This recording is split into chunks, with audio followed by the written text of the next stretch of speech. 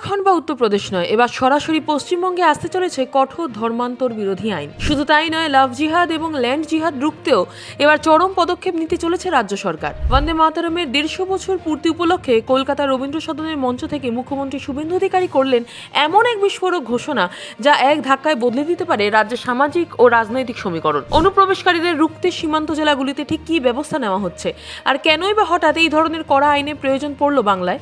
আগামী দিনে আপনার উপর এর কি প্রভাব পড়বে? কলকাতার রবীন্দ্র সদনে আয়োজিত হয়েছিল বন্দে মাতরমের 150 বছর পূর্তির একটি ঐতিহাসিক অনুষ্ঠান, আর সেই মঞ্চকে সামনে রেখেই মুখ্যমন্ত্রী শুভেন্দু অধিকারী রাজ্যে আইন শৃঙ্খলার এক নতুন রূপরেখা তুলে ধরলেন। তিনি অত্যন্ত স্পষ্ট ভাষায় জানান, পশ্চিমবঙ্গের সামাজিক কাঠামোকে রক্ষা করতে এবং জাতীয় নিরাপত্তাকে আরও সুদৃঢ় করতে খুব শীঘ্রই রাজ্য সরকার নিয়ে আসছে কঠোর ধর্মান্তর বিরোধী আইন, অর্থাৎ অ্যান্টি কনভার্সন ল।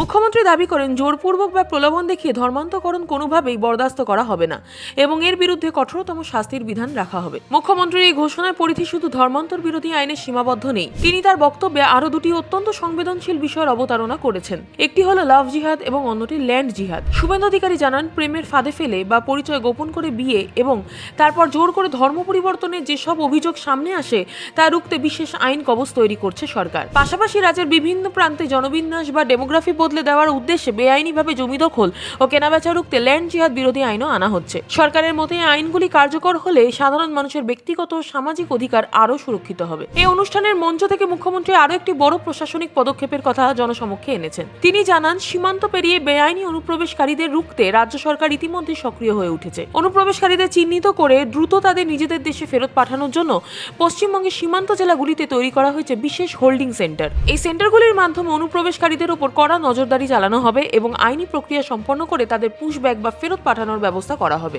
জাতীয় নিরাপত্তার স্বার্থে এই পদক্ষেপ অত্যন্ত জরুরি ছিল বলে মনে করছে ওয়াকিবহল মহল। স্বাভাবিকভাবেই শুভেন্দু অধিকারীর এই ঘোষণার পর থেকে রাজ্যের রাজনীতিতে নতুন করে জলঘোলা শুরু হয়েছে। রাজনৈতিক বিশেষজ্ঞদের একাংশের মতে এই আইনগুলি কার্যকর হলে রাজ্যের সামাজিক সুরক্ষায় এক বড় বদল আসবে। অন্যদিকে বিরোধী শিবিরগুলি ইতিমধ্যে এই ঘোষণার যৌক্তিকতা নিয়ে প্রশ্ন তুলতে শুরু করে দিয়েছে। তাদের মতে এই ধরনের আইন সামাজিক মেরুকরণ বাড়াতে পারে। তবে সরকার পক্ষ নিজেদের অবস্থানে অনড় এবং খুব শীঘ্রই এই বিলগুলি বিধানসভার টেবিলে আসতে চলেছে বলে ইঙ্গিত মিলছে। পশ্চিমবঙ্গের এই কঠোর ধর্মান্তর বিরোধী আইন এবং লাভ জিহাদ ও ল্যান্ড জিহাদ বিরোধী আইন আনার সিদ্ধান্তকে আপনারা কিভাবে দেখছেন? আপনার কি মনে হয় এই আইনগুলি রাজ্যের নিরাপত্তা বাড়াতে সাহায্য করবে?